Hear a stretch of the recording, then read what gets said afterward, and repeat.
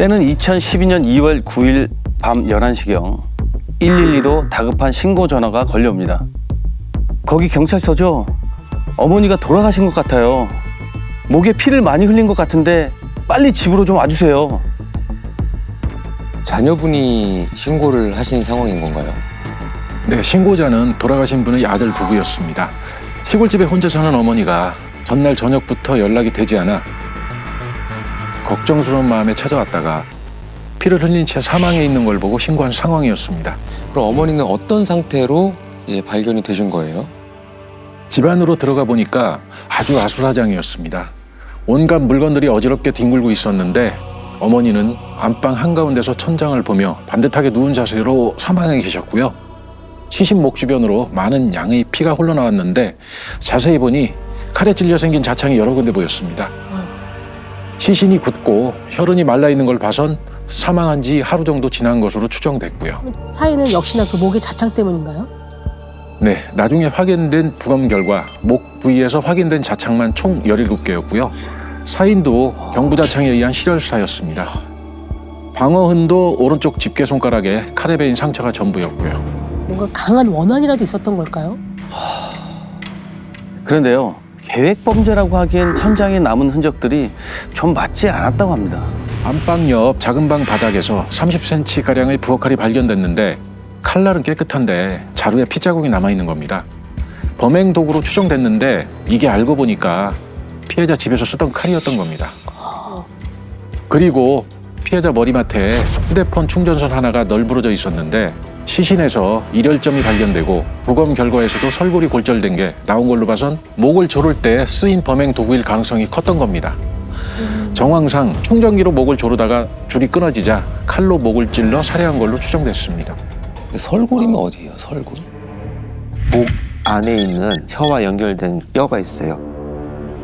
그래서 목을 조를 때 잘 부러져요. 이것들이 있어요. 엄청 심하게 졸랐다는 얘기네. 그러네요. 아까 전에 집이 아수라장. 얼마나 어질러져 있었던 거예요? 모든 방 안의 장롱과 서랍문이 열려 있었는데 그 안에 있던 물건들이 다 바닥에 흩어져 있었고요. 시신 주변으로도 잡다한 물건이 전부 쏟아져 있었습니다. 밥상까지 엎어져 있었고요. 그런데 또 수사팀을 고민에 빠뜨렸던 건 이 물색 흔적이 단순한 유장만은 아니었다는 겁니다. 야, 이렇게 되면 혼란스러운데. 진짜 없어진 게 있다는 얘기예요? 아들에게 확인을 해보니까 어머니가 자주 쓰던 통장 2개가 안 보인다고 했던 겁니다. 어머니가 늘 하고 계셨던 금목걸이도 사라졌다고 했고요. 그럼 혹시 현장에 발견된 다른 단서는 없었나요? 있었습니다. 집안 곳곳 혈흔 족적이 나온 건데요. 근데 당시 형사 생활 16년 차였던 형사님도 난생 처음 보는 특이한 형태의 족적이었다고 합니다. 에? 저게 왜 족적이에요? 저게 족적이 맞습니까? 저희 눈에는 그렇게 안 보이는데요. 전혀. 과수팀에서 감식을 해보니까 저게 양말은이었습니다. 혈흔을 확대해보니 양말 고유의 섬유 모양이 관찰된 겁니다. 아, 그렇죠. 우리가 보통 족흔적이라고 하면 신발 문양이 찍힌 것만 알고 있잖아요. 근데 맨발 자국도 있고 양말 자국도 있고 발에 의해서 발견된 건 전부 다 족적으로 증거로 수집을 하는데, 근데 저도 사실은 정말 처음 봤어요. 왜냐하면 이게 그냥 단순히 발바닥의 끝에 있는 피의 자국이라고 보기에는 모양이 너무 맞질 않아요. 발이 어떻게 저렇게 찍힐 수가 있는지가 이해가 안 되는 거죠. 저희도 직접 발을 이리저리 움직여가며 추정을 해보니까 왼발이 바깥쪽으로 굽은 상태에서 옆면으로 찍힌 흔적일 가능성이 높았습니다. 근데 진짜 특이하네요. 근데 족적이 왜 저렇게 나왔지? 왜 저렇게 남은 거지?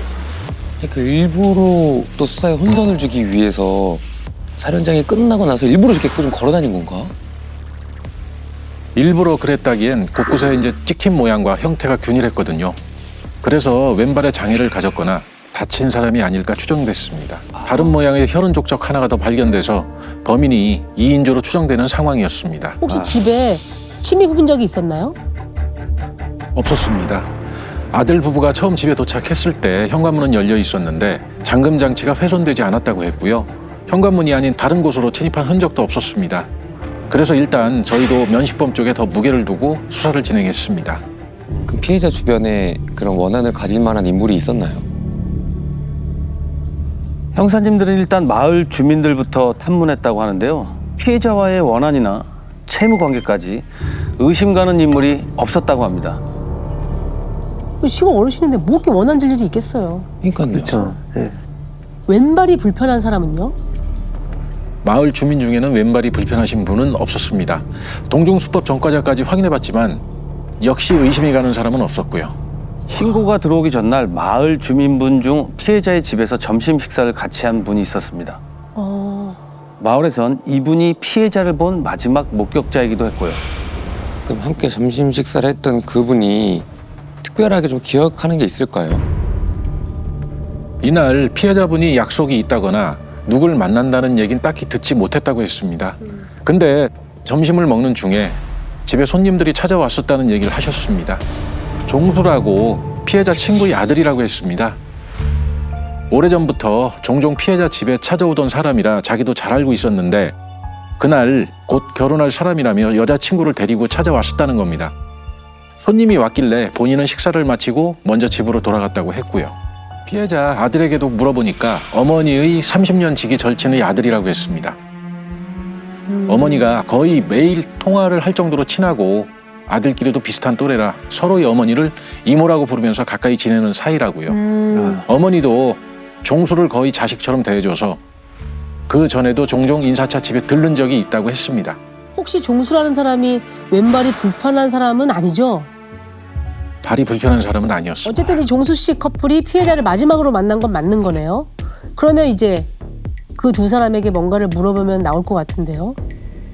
종수라는 사람의 휴대폰 번호를 확인해서 전화를 걸어봤는데 연락이 안 되었습니다. 확인해보니 휴대폰이 정지된 상태였고요.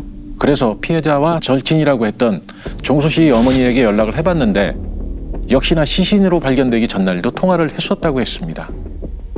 그렇죠. 매일 통화하던 사이라고 했으니까. 그러면 이제 피해자와 통화를 한 거는 몇 시였나요? 낮 1시 42분경 피해자 집 번호로 전화가 와서 받아보니 자기 아들 종수였다는 겁니다. 지금 이모네 집에 와 있다면서요. 근데 그때 주변이 너무 시끄러워서 길게 통화를 못했고 약 30분이 지나서 2시 15분쯤 다시 전화를 걸었는데 이땐 피해자가 받았다는 겁니다. 종수가 좀 전에 밥을 먹고 나갔다고 하면서요. 그리고 2시간 정도 지나 오후 4시쯤 아까 깜빡한 말이 생각나서 종수 씨 어머니가 다시 피해자 집으로 전화를 걸었다고 했는데요. 이때는 피해자가 전화를 받지 않았다고 했습니다. 그 후로 어머니 행적을 아는 사람은 없었고요. 형사님들은 종수 씨를 만나기 위해 거주지인 아파트로 찾아갔는데 문이 잠겨 있고 인기척도 없었다고 합니다. 관리사무소를 찾아갔는데 여기서 또 묘한 얘기를 하는 겁니다. 그 집이 관리비와 전기료, 가스비 모두 몇 달 연체돼서 다 끊긴 상태라 골머리를 앓고 있다고요. 그러면 종수 씨 여자친구는요? 뭐 같이 연락이 안 된 건가요? 종수 씨와 같이 왔다던 여자는 신원을 확인할 수가 없었습니다. 혼인 신고가 되어 있지도 않았고요. 심지어 종수 씨 어머니조차 아들이 만나는 여자가 있다는 얘기를 못 들었다는 겁니다. 혹시나 해서 종수라는 사람의 전과 조회를 해봤더니 특수강도에 강간치상까지 전과 8범이었습니다. 그래서 형사님들은 종수 커플이 거주하는 아파트 출입구와 엘리베이터의 CCTV부터 확인해 보는데요. 여기서 결정적인 장면 하나가 포착됩니다. 결정적인 장면? 뭐가 발견됐을까요? 피해자 집에 갔던 날 저녁 6시쯤 아파트에 귀가할 때 찍힌 모습을 보니 여자가 살짝 왼발을 절뚝이는 게 보였습니다. 지금부터 어머니의 친구를 살해한 것으로 추정되는 이 남성을 박종수라고 부르겠습니다. 이때부터 수사팀은 본격적으로 이날 박종수 커플의 이동 동선을 파기 시작하는데요. 수상한 정황들이 쏟아져 나왔다고 합니다. 두 사람이 차가 없고 주로 버스를 타고 다녔다는 얘기를 들었는데요. 승하차 시간이 파악되면 피해자 집에 얼마나 머물렀을지 파악이 될 것 같은 겁니다. 그래서 박종수의 사진을 가지고 두 사람이 탄 버스를 수소문했는데 커플을 또렷이 기억하는 기사분이 계셨습니다.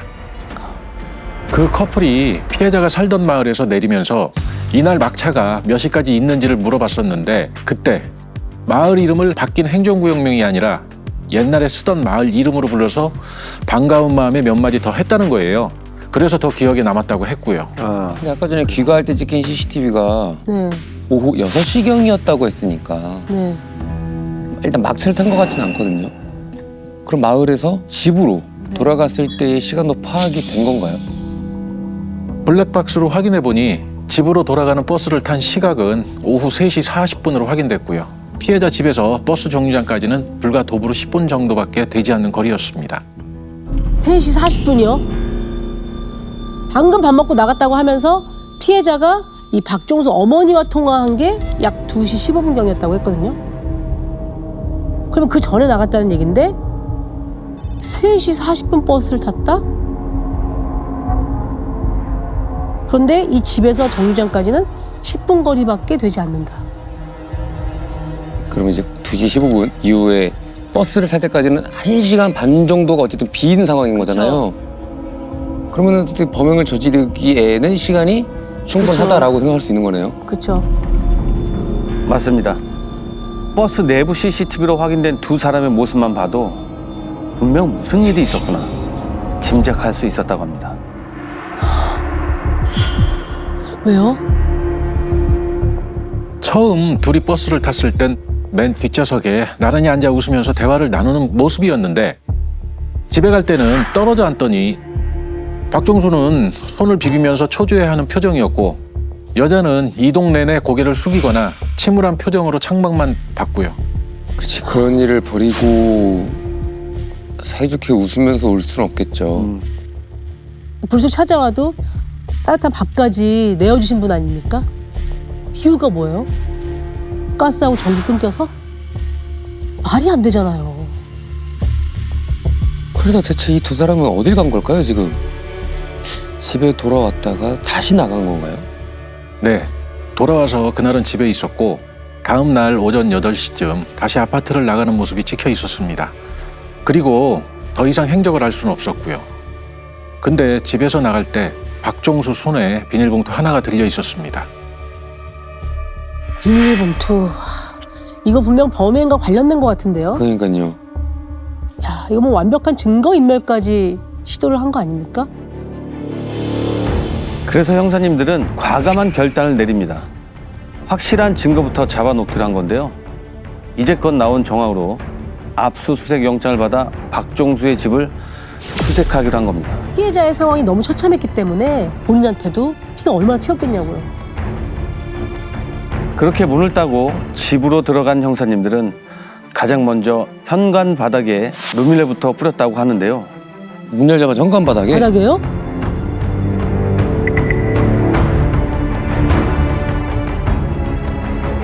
아까 현장에 피 묻은 양말은 있었잖아요. 현장에서 발을 씻고 갔던 것 같진 않고 바로 신발을 신은 것으로 추정됐는데 그대로 집 안에 들어갔다면 혈흔이 무조건 묻었을 거라는 생각이 드는 겁니다. 그래서 거기부터 루미노를 뿌려본 겁니다.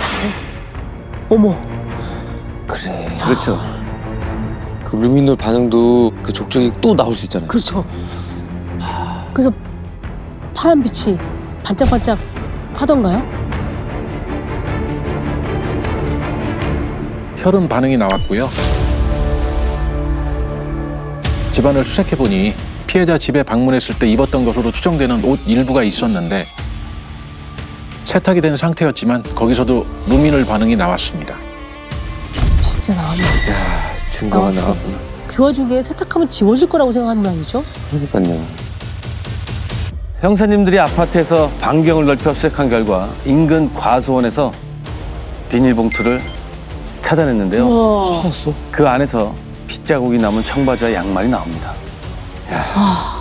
연락이 안 됐던 것 또한 엄마 친구를 그렇게 살해하고 도주하느라 연락이 안 된 거네요. 야, 그러면 여자친구라는 사람이 발도 불편한 상황일 텐데 그런 사람을 데리고 지금 어딜 간 걸까요? 훔친 금목걸이를 내놨는지 인근 금은방도 뒤져보고 피해자 통장 인출 기록도 확인했는데 아무것도 나오지 않았습니다. 시외버스 터미널 쪽에도 알아보니 둘이 같이 버스를 탄 걸 본 사람은 없었고요.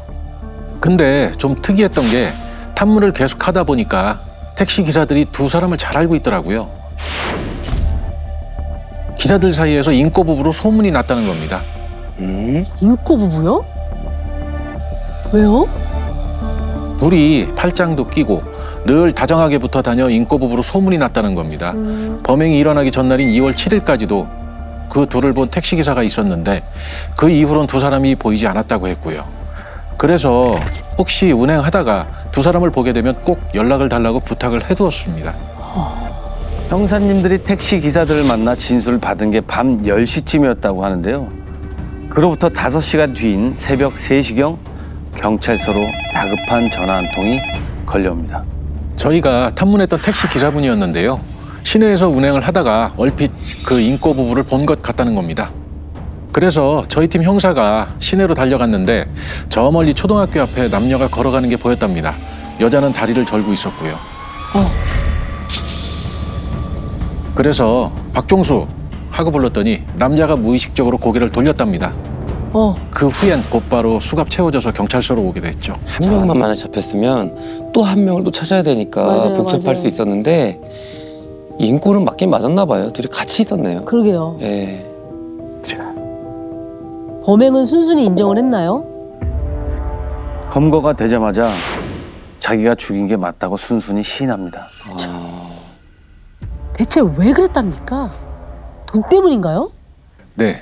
박 씨는 일정한 직업 없이 일용직을 전전했던 사람이었는데 금전적으로 어려운 상황에 처하자 돈을 빌려줄 거라 생각했던 어머니 친구를 찾아갔다고 했습니다. 근데 피해자가 미안하다, 나도 돈이 없다며 거절했다고 한 거죠. 박 씨 주장에 따르면 얘기를 잘 마무리하고 집을 나왔는데 여자친구가 피해자 통장 2개를 몰래 들고 나왔다는 거예요. 이건 좀 도리가 아니라는 생각이 들어서 다시 돌려주려 집에 갔는데 피해자가 갑자기 왜 바보 같은 여자애를 데리고 사냐고 화를 내면서 욕설을 퍼붓더랍니다. 그 말에 순간 화가 나서 피해자 목을 조르다 여자친구에게 칼을 가져오라 시켰고 그 이후론 정신없이 범행을 했다고 했습니다. 혹시 이거 다 범인의 거짓말인가? 그런 것 같지는 않았던 게 여자친구가 지적장애 2급이었습니다. 그래서 박 씨가 시키는 대로 다 했던 걸로 추정됐고요. 범행 직전 왼쪽 발을 접질러서 특이한 양마른이 남았던 상황이었던 겁니다. 다 거짓말이에요. 맞아. 막차 시간 물어봤잖아요. 애초부터 뭔가 내가 진짜 이번에 집에 있는 거 챙겨갖고 나와야 되겠다. 수가 틀리면 나는 죽일 수도 있다. 이런 생각으로 간 거 아니겠어요? 맞습니다. 당시 함께 있었던 이웃 주민 진술에 의하면 박 씨가 곧 여자친구와 결혼할 거라고 얘기를 꺼냈을 때 피해자가 화를 내거나 여자친구를 조롱하는 말을 한 적은 없었다고 했습니다. 여자친구도 통장을 갖고 다시 집에 돌아갔을 때 피해자가 아무 말도 하지 않았다고 진술했고요. 아유 당연하죠. 아들처럼 지낸 사람이 결혼할 사람을 데리고 왔어요. 밥까지 차려줬고요. 근데 안 좋은 말 할 게 뭐가 있어요. 안타까웠던 건 피해자도 수중에 정말 큰 돈이 없는 상태였습니다. 훔친 통장도 둘 중 하나는 잔액이 없었고 하나는 30만 원가량 들어 있었는데 그마저도 비밀번호가 3번 틀려 인출하지 못했다고 했습니다. 금목걸이도 범행이 밝혀질까 두려워 결국 버렸다고 했고요. 죗값은 얼마나 받았나요?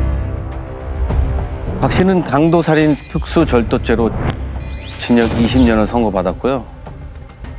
여자친구는 특수절도, 살인방조죄로 징역 2년 6개월에 집행유예 3년, 보호관찰을 선고받았습니다.